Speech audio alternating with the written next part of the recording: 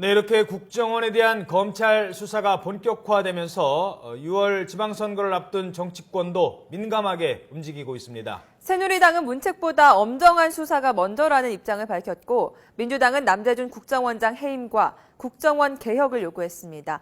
이번에는 국회로 가보죠. 박주은 기자. 네, 국회입니다. 먼저 새누리당 지도부가 국정원 간첩 증거 조작 의혹과 관련해 처음으로 비판적인 입장을 내놨다고요. 네, 오늘 새누리당 황우여 대표가 서울시 공무원 간첩 사건 증거 조작 의혹과 관련해서 이례적으로 검찰과 국정원을 강하게 비판하고 나섰습니다. 수사 소추 기관이 법정에 위조 증거를 제출하는 것은 사법 신뢰의 근간을 흔드는 것으로 있을 수 없는 일이라고 말했습니다.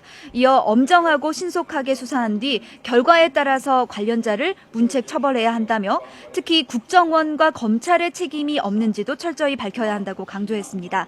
또 국정원에 대한 개혁도 하루빨리 마무리해야 한다면서 이를 위해 국회 정보위에 대한 개혁과 재편이 필요하다고 주장했습니다. 하지만 책임자 문책 시기에 대해서는 대통령이 이미 엄정 수사와 사후 문책을 강조한 만큼 검찰 수사 결과를 기다린 뒤 책임 소재에 따라서 엄격히 책임을 따져야 한다고 말했습니다. 들어보시겠습니다.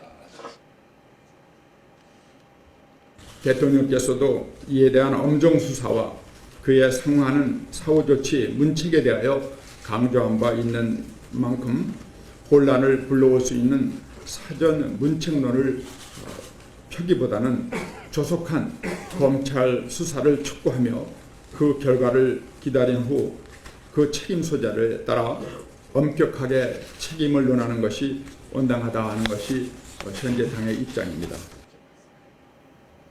네, 민주당은 국정원장 해임 그리고 국정원 개혁을 요구하고 있죠. 네, 그렇습니다. 민주당은 이번 사건과 관련해서 국정원이 댓글 사건에 이어서 이번에는 간첩 사건의 증거까지 조작했다면서 대여 공세를 이어가고 있습니다. 김한길 대표는 오늘 회의에서 국정원이 나라의 암덩어리가 돼 나라의 건강을 해칠 것이라며 국정원 개혁을 촉구했습니다. 그러면서 대통령은 즉각 남재준 국정원장에게 책임을 물어 국정원 개혁 의지를 증명하라고 요구했습니다. 특히 간첩 재판에 참여한 검찰이 무고 등의 혐의로 고발된 상황에서 검찰의 수사를 맡겨서는 안 된다며 특검 실시를 주장했습니다. 들어보시겠습니다.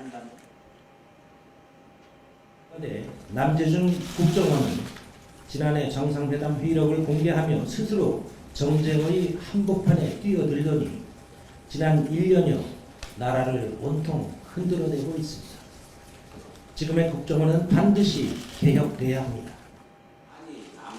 네, 전병헌 원내대표도 남재준 원장의 문책과 관련해 기름 유출 사건으로 경질된 윤진숙 전 해수부 장관보다 해임 사유가 훨씬 더 무겁다는 것이 국민의 인식이자 여론이라고 말했습니다. 지금까지 국회에서 YTN 박조은입니다.